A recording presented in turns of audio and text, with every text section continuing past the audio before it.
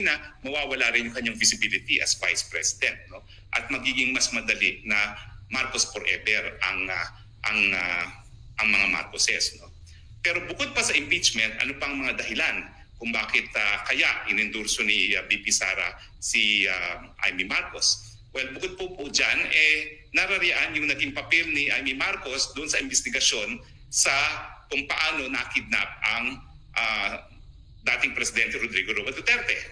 Ako naman po ako'y sumasang-ayon doon sa sinabi ni Mama Hanilet na ano pa bang gusto niyang malaman. Alam naman ng lahat, nakita naman natin sa telebisyon kung paano ginawa yung kidnapping ni Tatay Digong. No? Totoo po yan. Pero at least lumabas yung mga detalye kung sino-sino talaga ang mga nagplano. At ngayon lumalabas talaga na bagamat inaako yan ni Secretary Boying Remulla, talagang ang order ay nanggaling talaga sa Malacanang at the highest level. At alam natin na ang ginamit nilang instrumento ay isang tao na napakalapit sa First Lady natin ngayon, kay Lisa Araneta Marcos, itong Ambassador Lacanilao. Na ang kanyang opisina pala ay Special Envoy on Transnational Crime, sila nakipagtulungan sa Interpol. At nalaman natin na wala naman talagang Interpol Red Notice, meron lang diffusion notice na Pilipinas pa ang nagpadala. So ibig sabihin, parang humingi ng tulong ang Pilipinas sa kanyang sarili para iparesto itong si Tatay Digong. At nalaman din natin na talagang bagamat sinasabi ng mga kapulisan ang order na isakay sa eroplano si Tatay Digong ay nanggaling sa PNP chief, hindi naman para desisyonan lamang ng PNP chief yan. Siyempre yan po ay plano talaga ng Presidente mismo at wala ng iba na po pwedeng masisi sa kanyang mga pangyayari. So, totoo po ang sinasabi ni Ma'am Hanilet na alam na naman natin mga pangyayari, pero sa pamamagitan ng ganyang pagkakaroon ng hearing, na-detalye kung ano yung mga karumal-dumal nga na mga pangyayari dyan sa Senado. No? So let's give credit where it is due. Dahil po pwede naman na nagbingi-bingihan at nagbulag-bulangan din si Amy Marcos, pero siya naman po ay nanindigan. At syempre, siya po ay bumitiw na rin sa alyansa. So kaya nga po, 11 na lang ang kandidato ng alyansa, dahil umalis na nga po si Amy Marcos sa opisyal na kandidato ng alyansa. At tama lang naman siguro na arugain ni VP Sara. Pero ano ba tingin nyo? Sa tingin nyo ba tinuturing talagang malapit na kaibigan ni Inday Sara itong si Mangga? Well, alam nyo, yung sandaling nagkasama kami sa Hague, nagkaroon ako ng bagong perspective dito kay VP Sara. Meron pala siyang distinction sa mga tunay na kaibigan at ang mga tunay na kaibigan niya ay hindi talaga nasa larangan ng politika at meron din siya mga political friends. At sa tingin ko, ang tingin niya kay Amy Marcos ay political friend na talagang alam naman niya na mga political friends ay narariyan lamang kung meron din silang silbi sa iyo. At hindi ito yung mga tao talaga na pagkakatiwalaan mo with your own life. So sa tingin ko, ganyan ang tingin ni Inday Sara kay Mangga. Hindi para pagkatiwalaan si Mangga sa kanyang buhay, pero alam niya na sa politika, talagang kinakailangan lang magkaroon ng alyado. Kumbaga, scratch your back and scratch your back. Ngayon, nangangailangan ng suporta si Amy Marcos. Siyempre, tinulungan siya ni Inday Sara at tinaasahan naman natin na bagamat minsan nang nabigo si Inday Sara doon sa kay Amy Marcos dahil ginamit nga siya para manalo, at talaga namang wala namang masyadong nagawa si Inday Sara, si Amy Marcos para itigil yung mga maiitim na balak ng kanyang kapatid at ng mga kaalyado ng kanyang kapatid, kahit papano, magiging kakampi ni Inday Sara itong si Mangga Amy Marcos. Alam ko mahirap tanggapin na naendurso na naman ang VP Sara ang Mangga Amy Marcos. Gaya ng sinabi ko sa inyo, no, ako yung pinakahuli-huling bumitiw kay Amy Marcos sa pagkakatiwala sa kanya. Hanggang sa muli, ako talaga'y umaasa na magiging tunay na kaibigan itong si Amy Marcos. Pero ang katunayan po, sa politika, wala talagang tunay na kaibigan. At yan ang isang natutunan ko na kay Inday Sara. Ang tunay na pagkakaibigan, yun yung mga taong labas politika. Dahil talagang ang mga nasa politika, naggagamitan lang yan. Yan ang masakit po. At sa tingin ko, may mga dahilan naman ang Inday Sara. Huwag na po tayo magtampo kay Inday Sara. Bakit? Ang mga tatay ba natin nakakulong ngayon sa dahig? Hindi. Ang ating posisyon ba ngayon ay nasa banta na na matapos na dahil ikaw ay na-impeach na. Hindi. So kung Inday Sara na ang ama ay nasa kulungan sa dahig at kung si Inday Sara na siyang in-impeach na at dadaan sa paglilitis sa Senado ay nag-endorso pa rin kay Amy Marcos. Kung sinasabi na hindi pwedeng magkamali si Inday Sara Duterte.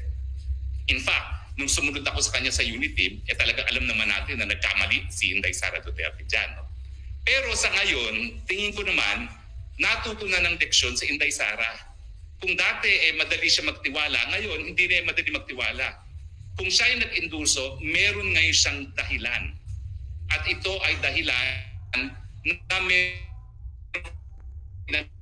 naman sa larangan ng politika.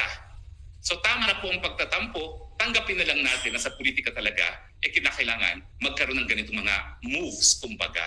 Dahil sa politika talaga kinakailangan may kakampi ka pag kailangan mo talaga ng kakampi. Pero alam mo kung sino talaga ang tunay na mga kaibigan. Sa mga pinagdadaanan ko, kilala ko na rin po ang aking mga tunay na kaibigan. Sa totoo lang po, ako ay membro ng Kongreso, akala ko ang dami kong kaibigan dyan sa Kongreso. Pero nung naglitis ang mga WAD committee, kung sino pa yung mga akalain kong mga kaibigan, unang-una, yung mga tinuturing kong pinakamalalapit na kaibigan, ni minsan hindi nagpakita sa hearing ng WAD committee para ako ay saklolohan. The best that they could do was wag nang sumipot sa mga hearing. Pero hindi yun ang kinakailangan ko. Ang kinakailangan ko, rest back. Pero none of those whom I consider to be my closest friends in Congress were there. The most na ginawa nila, nag-absent sila. At yung mga lukulukong mga nanira sa akin, yung mga lukulukong na talagang kung ano-ano mga pinagsasabi laban sa akin, ay nako. Bagamat hindi ko naman sila tinuring talagang kaibigan kahit kailan, hindi ko naman akalain na tuturingin akong kalaban. Pero alam nyo, money talks talaga sa politika. Lahat naman mga nangyari sa akin, dahil pera-pera din po yan. Nadaan sila sa pera-pera. Marumi po talaga ang politika. Pero ang problema, kung hindi naman makikilahok ang mga merong malinis na puso at malinis na mga pagkatao sa politika, hahayaan na lang ba natin ang puro mga puwersa ng kadiliman ang malalagay sa posisyon? Lalo naman pong pupunta sa kangkungan na ating bayan kung hahayaan na lang natin ang puwersa ng kadiliman ang palaging magharing uri sa larangan ng politika. Naniniwala pa rin po ako na kinakailangan natin ang isang tao na malinis ang pagkatao gaya ni Inday Sara Duterte. At kung si Inday Sara Duterte naman na pinagdadaanan ng napakadaming pagsusubok ay nagdesisyon na suportahan na si Mangga Amy Marcos, mangga pa rin ang mga Marcos, hindi pa rin dapat pagkatiwalaan ng mga Marcos, bantayin pa rin natin at pagdating ng panahon, parusahan ang mga Marcos. Pero sa ngayon, may kadahilanan pong Inday Sara, kaya niya iniendorso ang Amy Marcos, suportahan na lang po natin ang ating Inday Sara Duterte. Yan din po yung aking nasabi nung sumunod nga po sa unit team. Pero kung hindi naman namin nadaanan ni Inday Sara yung pagtataksil ng mga Marcoses, bagamat kami po ay nakisapi sa kanila sa unit team, malalaman ba natin kung ano talagang budhi ang mga Marcoses? Ngayon walang kaduda-duda po. Bagamat nandyan si Amy Marcos na panandalian, na binibigay ng suporta sa Duterte, hindi na pumaalis sa isipan natin na hindi talaga pwedeng tuluyang pagkatiwalaan ang mga Marcoses. Nasa dugo na po nila yan. Nasa dugo na nila yan na magnakaw, nasa dugo na nila yan na magpasasa sa pwesto. Pero sa ngayon po, kinakailangan ni Inday Sara si Mangga Marcos, Mangga Amy, suportahan na lang po natin siya. Nang sa ganun naman po, makatulong tayo sa napakadaming pagsubok ni Inday Sara Duterte. Hindi ko po sinasabi na nagbago ng isip ko sa mga Marcoses. Inuulit ko po. 2 beses na natin napagbigyan yung mga Marcoses, wala talaga silang kwenta. Pero sa ngayon po, na ang daming pagsubok na pinagdadaanan ni Inday Sara Duterte, suportahan po natin ang kanyang desisyon. So ako po, miski masakit sa aking damdamin, iboboto ko na po rin si Mangga. Sige na nga. Dahil kung si Inday Sara na nakakulong ang ama, na si Inday Sara na inaapi ng Kongreso, na si Inday Sara na pinaalis ng Malacanang ay nakuhang endorso ang Mangga Amy Marcos, siguro naman ako, bagamat ako rin, ang dami kong pagsubok sa buhay, magagawa kong suportahan siya. Pero, hindi na po tayo magpapabola. Hoy Mangga, boboto ka lang namin dahil kay Inday Sara Duterte. Do not make the mistake na nabola mo kami, na ibang klase ka, na iba ka sa iyong kapatid. Nag-iisa lang kayo. Ang mangga hindi po pwedeng magbunga ng santol.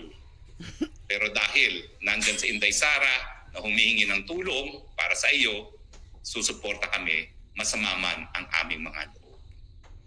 Tama ba hong aking sinabi? Alam ko po mahirap tanggapin yun, ha? Pero nandyan na po tayo. Wala tayong magagawa. At uulitin ko po, may dahilan si Inday Sara kaya niya sinuportahan. Suportahan naman po natin ngayon si Inday Sara Duterte. Yung mga ayaw sa Marcos na boboto kay Mangga Aimee, hindi po yan dahil naniniwala tayo kay Mangga Aimee. Yan po ay dahil naniniwala tayo kay Inday Sara Duterte. Malinaw po yan. Okay? Maraming salamat po sa mga nagte-text. Ako, ang hirap po. Pagpapagawa ko ng bagong salamin, nawawala. Si Grace Nargret, si Bukolot Lim, si... Ako, talaga ang hirap na po. Antoinette, Bother, si June De Vera, si Bisaya ako. Maraming salamat po sa inyong mga text messages na hindi ko mabasa dahil mamaya po magpapagawa na ako ng salamin. No? Dahil lahat na po talagang hinanap ko na kung saan po pwede yung aking salamin. Hindi ko talaga mahanap. Okay, maraming salamat po sa inyong patuloy at pagtangkilik. At alam ko po maraming mga masamang loob sa aking mga sinabi ngayon. Ulitin na lang po natin sa kagitnaan ng sama ng loob natin, gagawin natin yung pagsuporta kay Mangga dahil kay Inday Sara Duterte. Maraming salamat po sa inyong patuloy na pagtangkilik. Ito po ang inyong spokes ng bayan, Harry Roque, nagsasabi, I love you, Philippines. You're the only country that I have. You're the only country that I love. God bless the Philippines. Bye.